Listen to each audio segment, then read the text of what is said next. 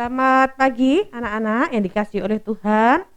Hari ini materi MPLS kita adalah mengenai cara belajar yang efektif.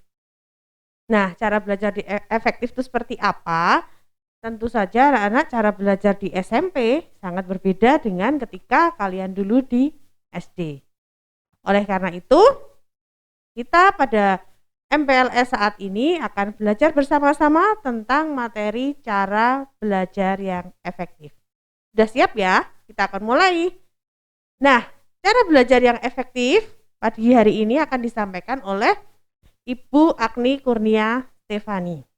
Ya, kita akan mulai dengan kita belajar dulu. Cara belajar efektif itu apa?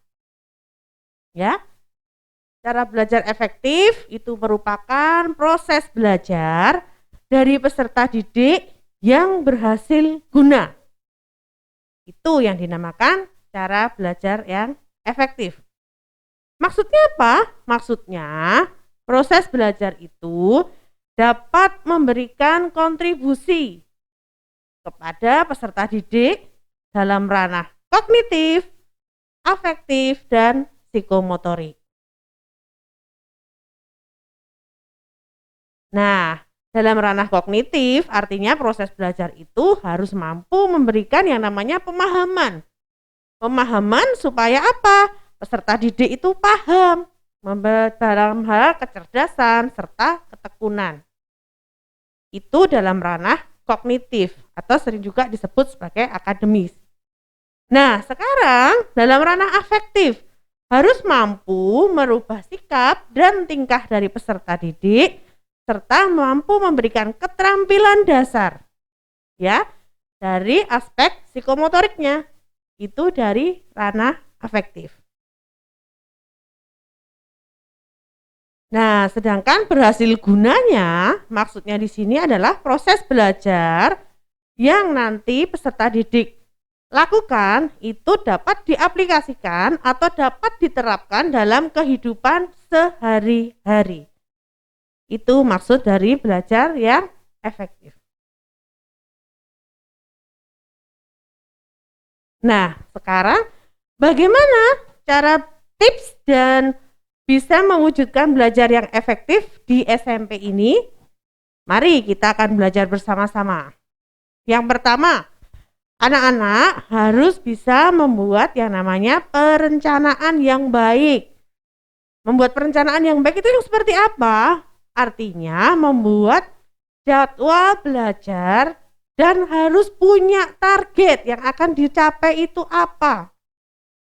Dengan harapan apa? Dengan harapan nanti proses yang kalian lakukan selama belajar itu akan lebih terarah dengan goal atau tujuan atau target apa yang sudah anak-anak rencanakan. Itu yang pertama ya. Jadi belajar itu harus punya yang namanya target. Yang kedua, harus disiplin belajar. Tadi yang pertama, anak-anak sudah membuat jadwal belajar. Nah, disiplin belajar itu dari jadwal yang sudah kalian buat, itu silakan ditaati. Harus tepat waktu. Jangan menunda-nunda waktu untuk belajar. Apalagi jangan menunda-nunda mengerjakan tugas. Semakin kalian menunda-nunda, maka anak-anak ya, tugas kalian akan semakin menumpuk. Sehingga pada akhirnya kalian akan menjadi bingung sendiri harus mulai dari mana. Nah, itu yang kedua. Tips yang ketiga.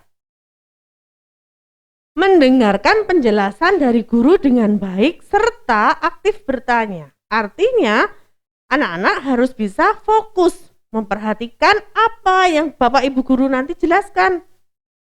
Nah, jika belum memahami, jangan malu untuk bertanya. Ya, karena Bapak Ibu guru pasti juga akan memberikan atau menjelaskan dengan lebih jelas lagi. Dan selain jangan malu bertanya, anak-anak ketika diberi pertanyaan oleh Bapak Ibu guru ya, kalian juga harus menjawab. Dan menjawabnya juga harus sesuai dengan apa yang disampaikan. Jangan menjawab asal. Paham ya anak-anak? Yang keempat, belajar secara kontinu. Artinya, belajar secara berkelanjutan atau rutin.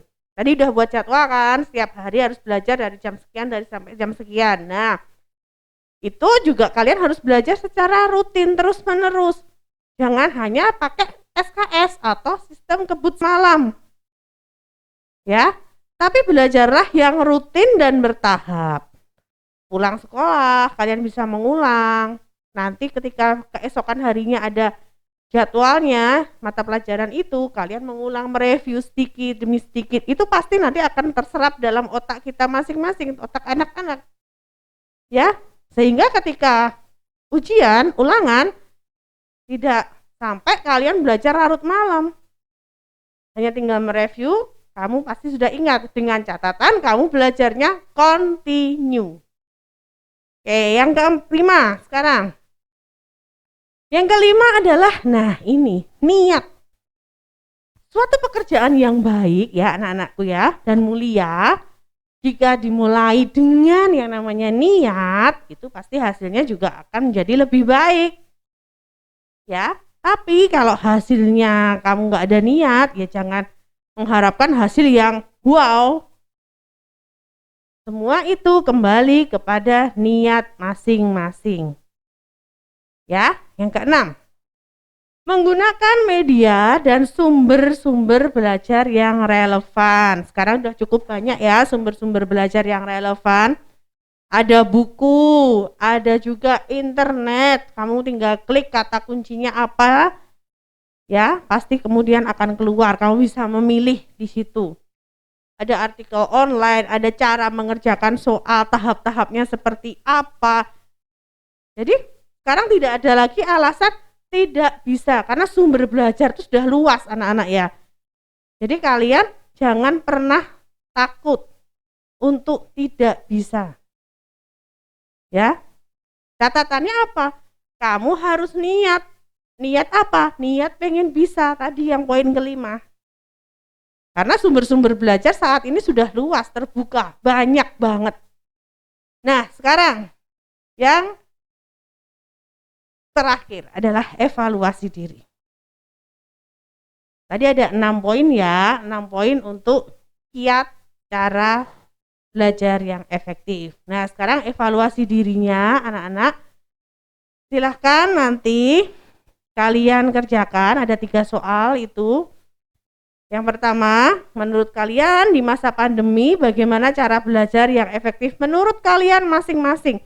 Pasti masing-masing anak beda kan cara belajarnya seperti apa, harus dengan alasannya. Kemudian yang kedua, dari materi tentang cara belajar yang efektif yang tadi sudah Bu Agni sampaikan, 1 sampai dengan 6 ya poinnya. Nah, manakah dari poin 1 sampai 6 tadi yang menurut kamu yang paling sulit untuk kalian lakukan? Berikan juga alasannya apa, kenapa kamu sulit melakukan.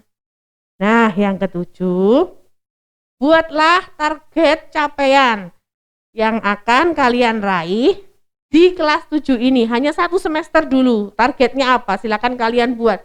Itu Bu Agni hanya memberikan contoh 1, nanti dibuat tabel seperti itu ya. Kamu bisa membuat lebih banyak lagi karena 1 semester itu kan 6 bulan, banyak sekali. Saya hanya memberikan contoh itu. Nilai matematika minimal 90. Itu target yang pertama. Nah, rencana pelaksanaannya mau dilaksanakan kapan? Ya setiap ulangan, setiap ada tugas, itu harus kamu benar-benar punya target. Buktinya apa? Nanti hasil PTS, hasil ulangan, hasil PAS-nya, nilainya bagus minimal 90. Nah, usahanya apa? Nanti anak-anak silakan tuliskan. Mendengarkan penjelasan guru, mengerjakan tugas dari guru, seperti itu. Nanti silakan ditambahkan sendiri anak-anak, karena 1 semester itu cukup panjang, 6 bulan, jadi jangan sampai hanya 2 atau 3 target saja yang kalian buat. Oke, nah kemudian cara pengumpulannya bagaimana? Cara pengumpulannya, yang pertama, tuliskan dulu soalnya. Ya, jadi semua soal anak-anak tulis, kemudian jawabannya di bawahnya. ya dalam buku MPLS. Kemudian setelah selesai tadi sampai dengan soal yang ketiga, anak-anak bisa fotokan dan kirim melalui WA ke nomor yang sudah tertulis di PowerPoint. Nah, alamat emailnya juga sudah ada di situ. Kalau anak-anak merasa WA kesulitan Bu, lewat email aja boleh. Seperti itu. Oke, anak-anak, sampai di sini dulu Bu Akri menyampaikan materi tentang cara belajar yang efektif. Tetap semangat, tetap raih prestasi belajar bersama di SMP Widya Wacana 1 Surakarta. Tuhan Yesus memberkati. MPLS hari yang pertama sudah berakhir baik dan lancar. Kita bersama-sama akan mengakhiri kegiatan hari ini di dalam doa. Mari Bu Akri antarkan. Selamat siang Tuhan, puji dan syukur, hormat serta kemuliaan kami naikkan hanya padamu. Terima kasih ya Allah, karena kegiatan MPLS hari yang pertama ini boleh berjalan baik dan lancar dari awal, pertengahan hingga akhirnya. Berkati anak-anak yang mengikuti MPLS Tuhan, agar besok pagi anak-anak boleh kembali mengikuti MPLS dengan baik dan lancar hanya karena penyertaan dan perlindungan Tuhan. Ampuni salah dosa kami Tuhan, jikalau dalam pelaksanaan MPLS ini tersalib dosa dan kesalahan kami. Di dalam satu nama yang penuh kuasa, Tuhan Yesus Kristus, kami telah berdoa dan mengucap syukur. Amin.